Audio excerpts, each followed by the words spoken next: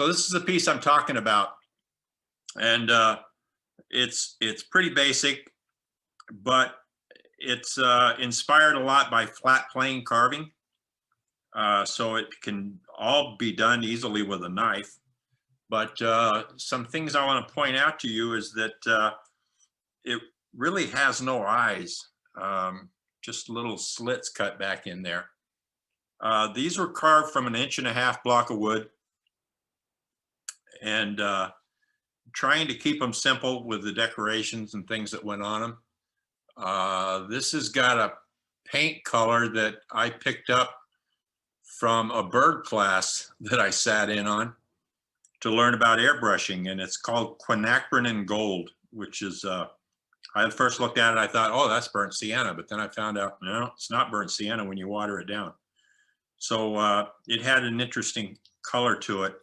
The design on this one was inspired by Zentangle. I don't know if any of you are familiar with that or not, but if you Google it or search it on Pinterest, there's books about it, and it was popular a few years ago. I haven't heard a lot about it lately, but Zentangle is just a bunch of line drawings and ways to decorate things, and I thought it'd be cool if we could put it into a Santa. Then I started trying to design some of my own patterns to put on them and vary the colors a little bit. This is the same pattern repeated, and this is a beard with a little less white in it, and I was able to get away with that because we left the edges of the hat natural. And this is an idea of what not to do. You can get too carried away with the designs and they just kind of fall apart. A simple piece needs a simple design. These are all carved on an 1.5-inch block of wood, an 1.5-inch stick, which I had a lot of. They come 12 inches long, so this one was 6 inches tall. I get 2 of them out of one stick. But the way I came up with the design for this was keeping things basic and simple. So it's just an isosceles triangle, 6 inches tall, 1.5 inches wide, but I've scaled the one down that I'm going to carve for you today because smaller is easier. This is the 1.5 inch block. This is an 1.25 inch block. And these guys were carved from a 1-inch block. So the smaller you go, the easier it is, but it gets a little more complex when you're trying to use a 2-inch bladed knife to do some detail. So I'll just, try not to put you to sleep with too much about how to design it, just to show you what goes into this. So on this one happens to be 5 inches tall. You can see in red the isosceles triangle that we designed it from. And then we added on to that triangle a little bit. So up here for the hat, down here for the hair and the mustache and the beard, and then back to that triangle that we started with. We put the nose in here, and if you're familiar with Fibonacci, if you're not familiar with Fibonacci, you can familiarize with, I'm not going to tell you a whole lot about him, but he had a plan and a design and a proportions based on the Fibonacci principle that everything in nature is designed around. So that's kind of where the head on this figure is based on the Fibonacci sequence. And the Greeks used it for the golden triangle, but that puts the head in the right place. And it's something that we as humans and nature and in fact in the universe, the planets and the solar system, all of it is based on that Fibonacci sequence. So this is the pattern that we're going to use. And if you want to carve one of these, I think you can probably take a screenshot of this to figure out what you want the pattern to look like. But it's hopefully it has some eye appeal. Did a show in Dayton, Ohio, which is a pretty good selling show. And I had 20 of these things sitting on the table, and they cleaned me out the first day. So it's a good thing to sell. So people seem to like it. You can carve it from a block just using a knife, and just go in and start cutting in and removing wood. But if you have a bandsaw handy, you can shorten the amount of time that it takes to make these cuts dramatically by transferring the pattern onto the block and cutting it out with a bandsaw. So what it just took me to make that cut with the knife can be done a lot quicker. I could do the whole side of the block with a bandsaw in the same amount of time. So I'm going to use the piece that is already bandsawn, take some corners off, and just try to knock it down quick.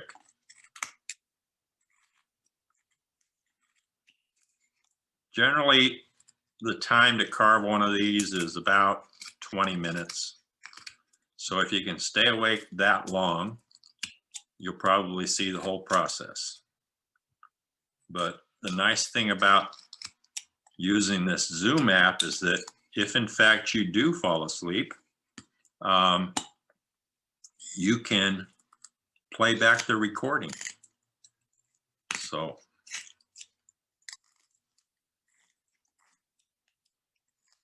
if you have any questions while I'm doing this, that would be a good time to jump in and ask.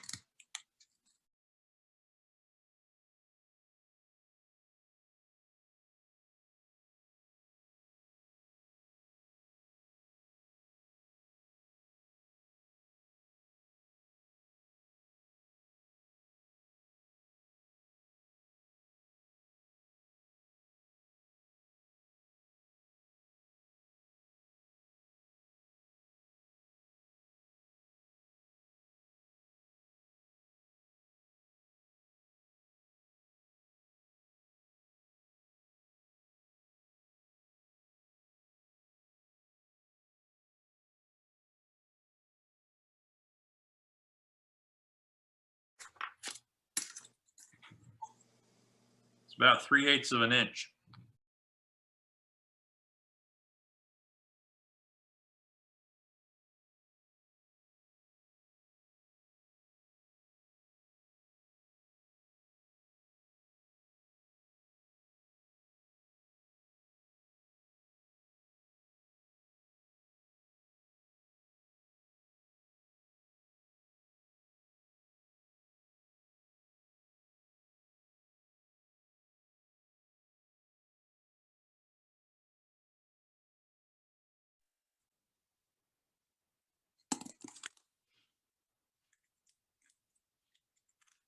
Okay, so the most prominent point on the face is going to be the nose. So everything I do up in the head area is going to be away from the nose.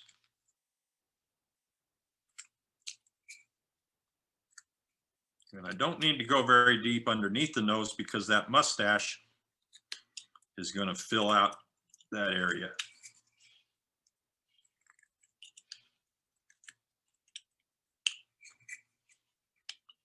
So once I've got into the area where the mustache and the beard are going to be, and the nose,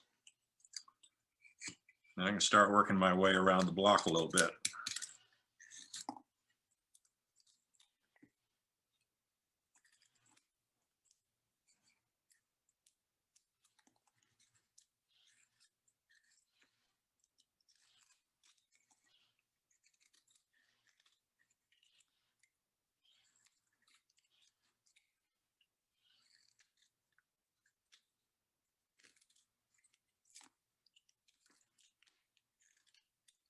See, if I was a Ryan Olson, I could be singing to you guys.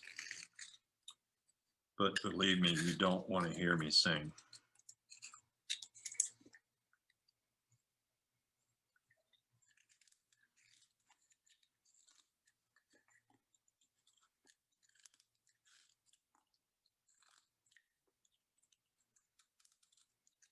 So knocking these corners off is really pretty easy stuff to do.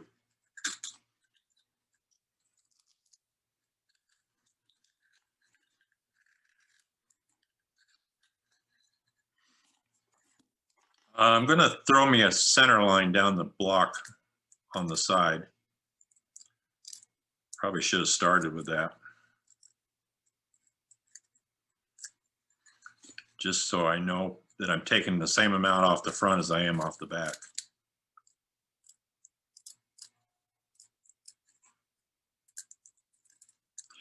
That center line is also going to let me know where the hairline is. So halfway back on the head is where the hair is going to come as it comes around the front edge of the ear that you're not going to see.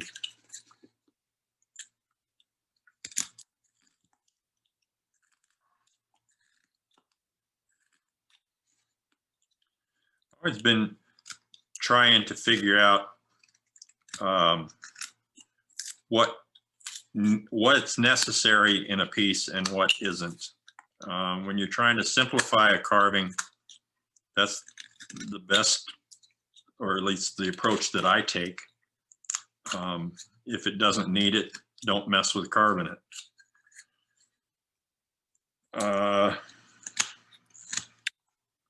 Years ago, I had students who would complain if we started to carve eyes because they got all psyched up and said, oh, eyes are so hard to carve. And so I just started designing pieces for them that didn't have eyes. And I said, oh, you can't do that. You got to put eyes on a carving. So I designed pieces for them. I dug one out to show you. So this was back in '91. We designed a head that you didn't have to put eyes on. And now they're even on Facebook. If you go on there and look at carvings people are doing, especially this time of year, it's amazing how many of them have just got a little bump for a nose underneath the hat brim.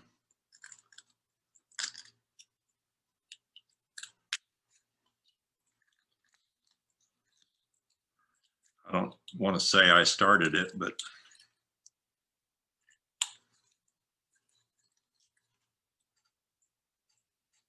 you can draw your own conclusions. So I'm just separating the mustache and on the front of the face and the hair on the back of the head. Split the difference and take the sides of the head in a bit.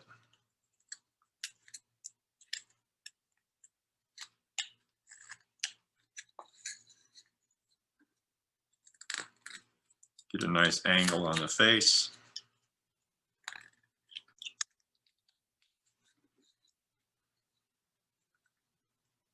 And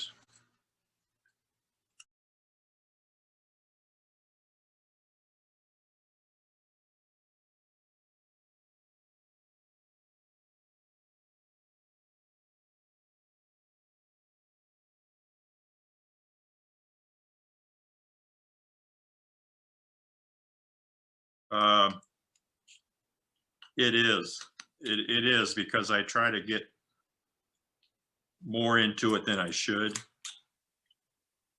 An example of that was one of these little guys here. Oh, this one right here. I started going in with the pen to mark out a design or a pattern on it, and it just got carried away.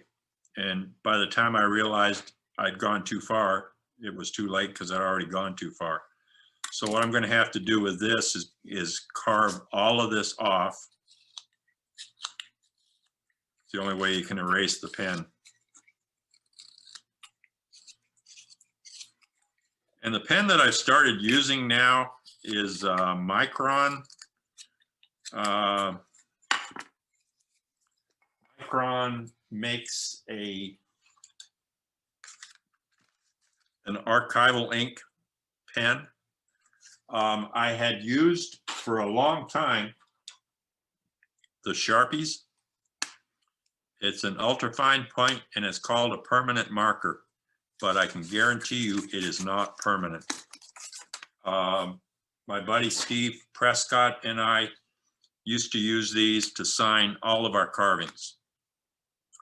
And I look back at carvings that were signed in the 80s and 90s, and you can't even read the names on them anymore. I've got a whole bunch of Steve's carvings that his name is faded out, faded away. It's gone, you can't see them. So the pens are not a good thing to use. I don't know if this Micron is going to be any better than the Sharpie. I would guess time will tell. But yeah, you know, you've all heard the old KISS principle, keep it simple. Keep it simple, stupid, or whatever that last S stood for. There's a lot of truth to that. So you just have to keep things, the simpler the better. And I think that's why we all seem to like the flat plane style a lot, because it looks simple. It's not as simple as it looks, but you know, when you can see a cut and you look at something, you go, oh, I can see how they did that. That looks really easy to do. I can just follow the cut by cut. I can see them on the carving. But if you've ever had a class with Harley Russell, Harley's kind of the master of the flat plane style. And Harley would call it the complicated art of simplicity, which is, if that's answering the question that you presented, it's just hard to do beginning stuff when you're not used to doing beginning carvings. I mean, beginning doesn't mean it has to be simple, but I think you can overcome the issue if you consider the design.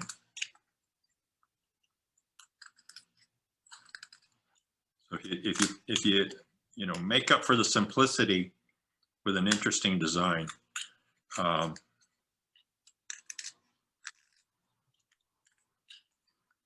This is something I usually save till last, because if you get carried away, it's easy to break that little knob off the top. But we got to get back in here and finish with the face and get the beard here.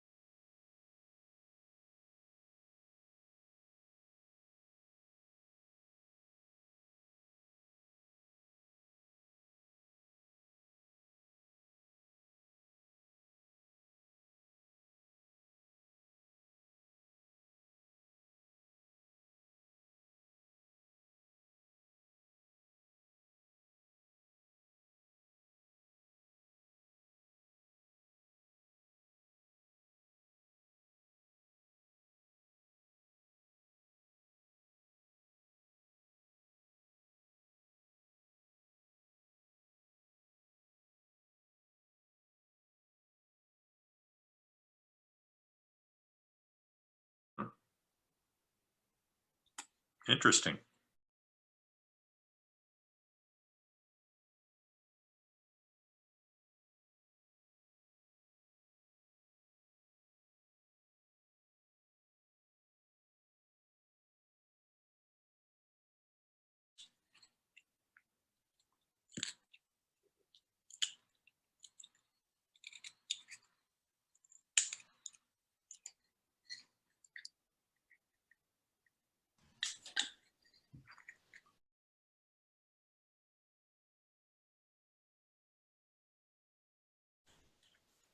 Uh, I have on occasion burned my initials in, signed my name with a burner.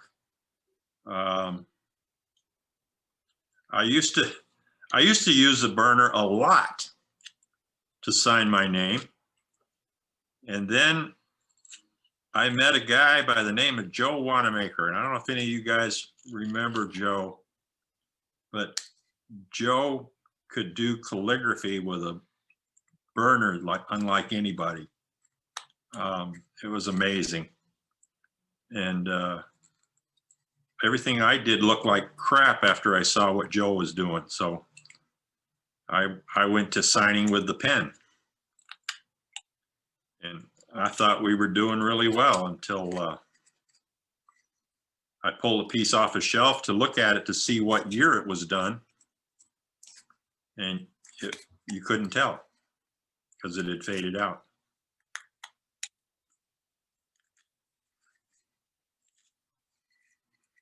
And that was, I mean, we're not talking like, 100 years. We're talking, we're not going back that far.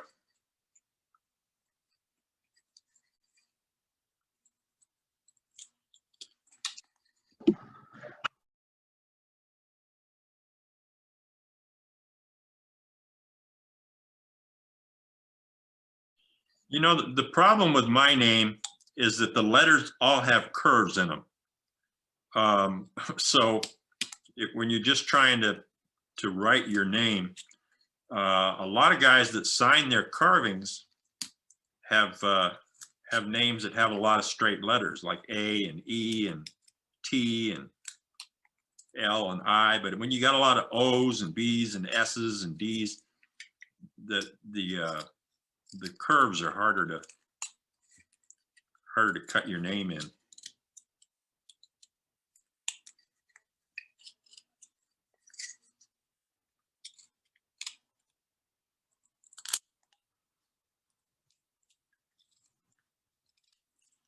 And 20 years from now, it's not going to matter to me.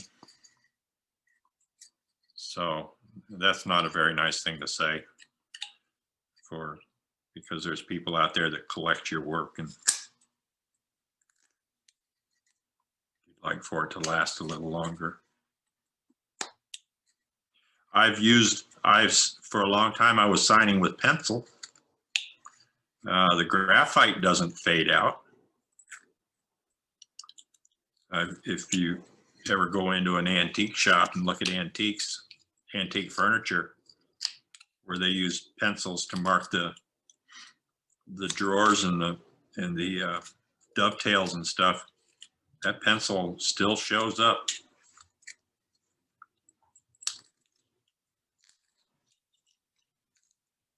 After hundreds of years. But the pencil is kind of it's not as dramatic. You kind of,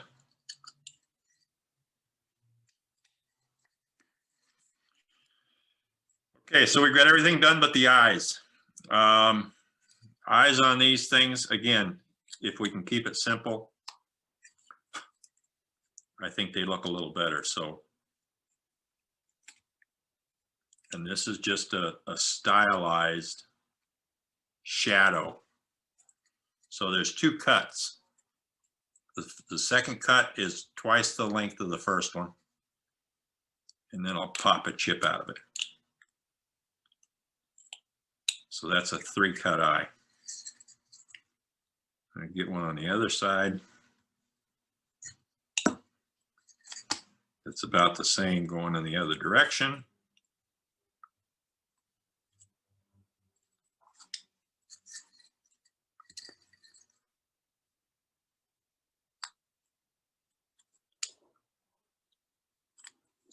Probably one of the harder things to do is to get a cut on one side to replicate the cut on the other when you turn it upside down.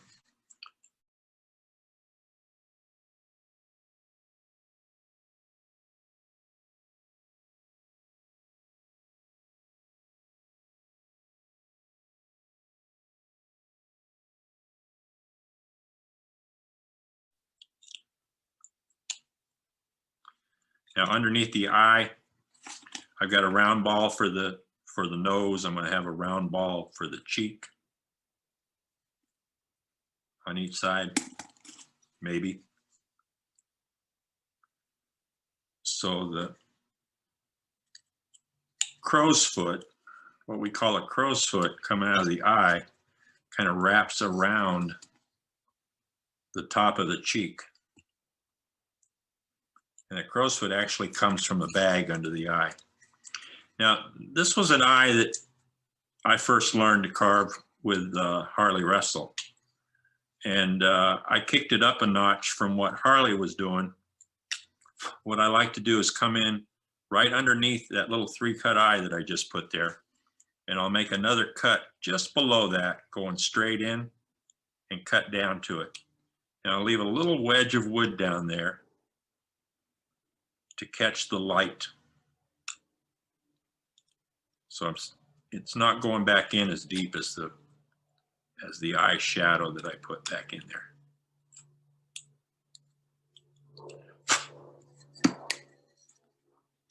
I can get all the chips to fall out.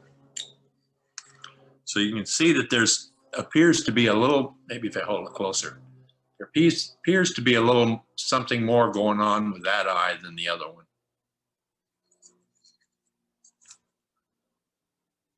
So if I straight in underneath the eye, pop that chip out,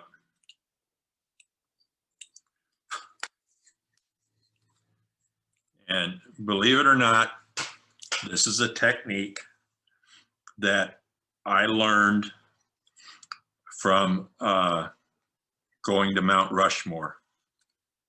Guts and Borglum used light and chunks of granite in the heads of the presidents on the mountain to catch light. And that's kind of a technique that he used on those big heads on the mountain. So we use it on the little head here. Now, I like to give credit where credit's due. One guy who had probably more influence on me and Santa's than anybody was Pete Engler. I didn't get to spend a lot of time with him, but every minute that I got to spend with Pete, I treasured. Pete was really good about sitting down and talking with you and showing you everything he knew. And a couple of things I asked Pete about was when it came to Santas, by the time I was talking to Pete, I learned that it's more what's your concept of a Santa that creates the look. And Pete's Santas all had a look that was unique. And what I would try to do is pick Pete's brain a little bit when I could. And asked him one day what was in his mind when he was trying to do a Santa. What was he thinking about? What goes through his mind? And he said he wants his Santas to have childlike qualities, physically in the Santa itself, and conceptually in the expression of the Santa. So think in terms of children, and you'll be successful with your Santas.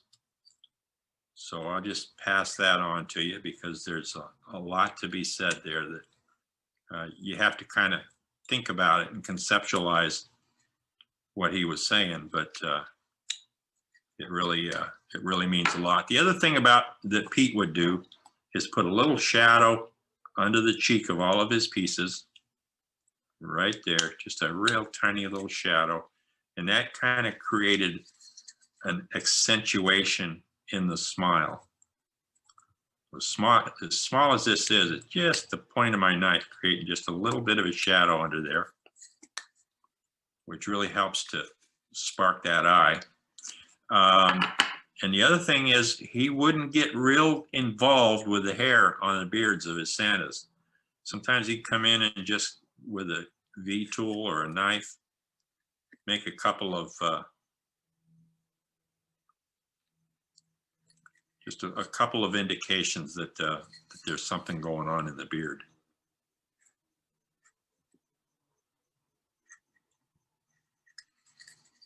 And that might be all he would do with the beard.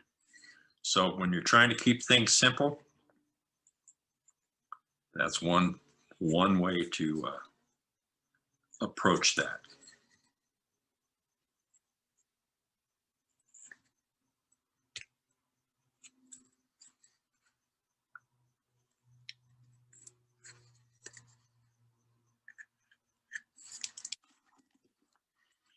And from this point on, it's just a matter of going around all surfaces that were uncarved.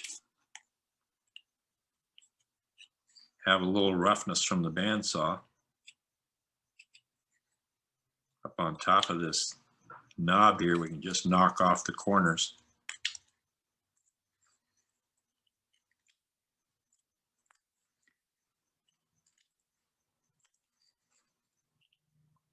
Again, get rid of all the bandsaw marks.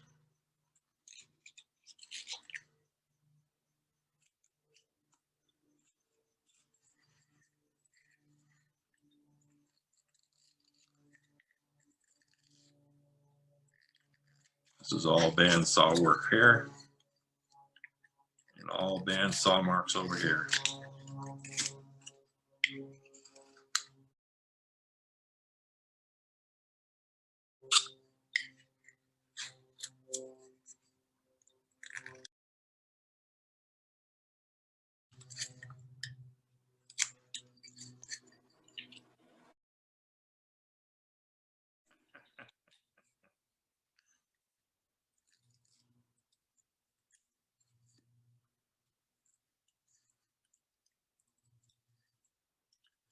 So I'm just putzing around cleaning stuff now, but that's it.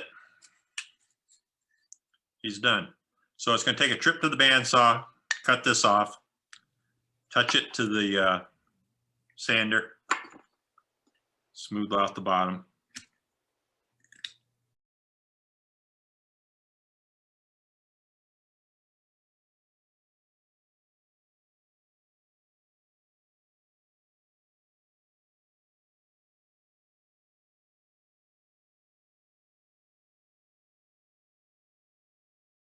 We'll sit down and paint this this afternoon.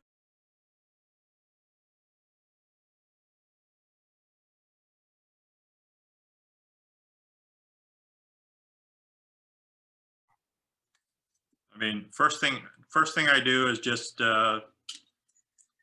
saturate it with boiled linseed oil. I use a foam brush to do that, straight out of the can.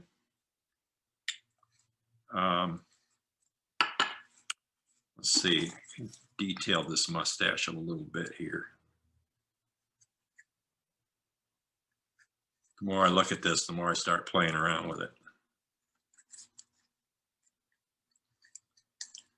And this is where I have to say, oh, that's enough. Otherwise, I'm going to overdo it.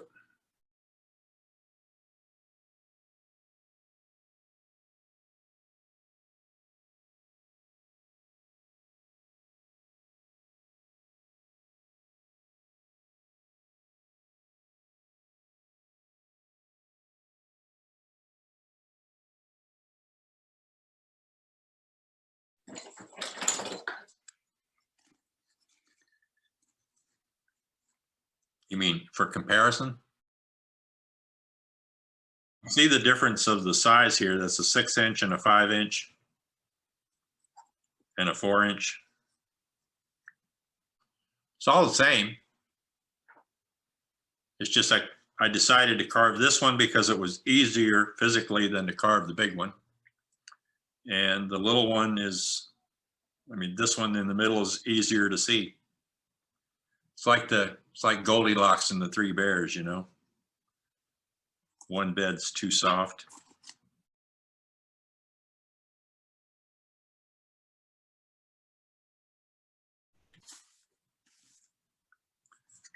But this pattern is for this one, the middle one.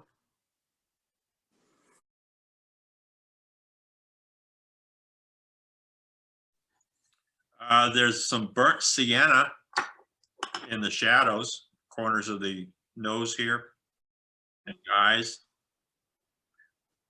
And I usually put a little bit of a very light rouge or blush in the cheek and the nose. That might be a real light red color.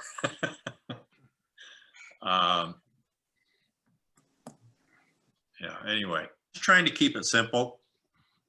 This mustache here, I took part of it off. I started to lay it out like this.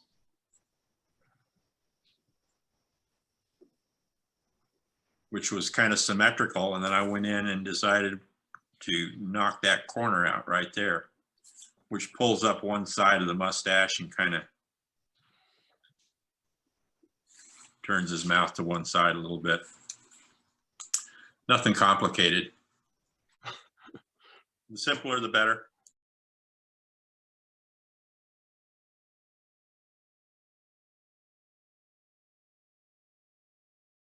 Just paint. There's no cut on that, it's just paint. So when I was doing the beard with an antique white, and I did the hat, and I went back and I put some more on the beard, and I looked at it and I thought, maybe it needs a little white up there for an eyebrow. So I just laid it on there, and that's it. Now, I decided I wanted to try one where the hat was bent over, and it was a waste of time. So I played around with emphasizing a little more flow in the beard. Again, another waste of time, but that's how you find out. I think simpler is better. When you start trying to get fancy, trying to kick it up a notch, it falls flat on its face.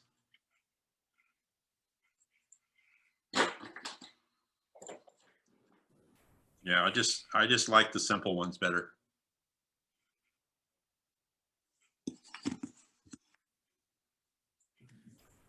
So that's all I got to talk about.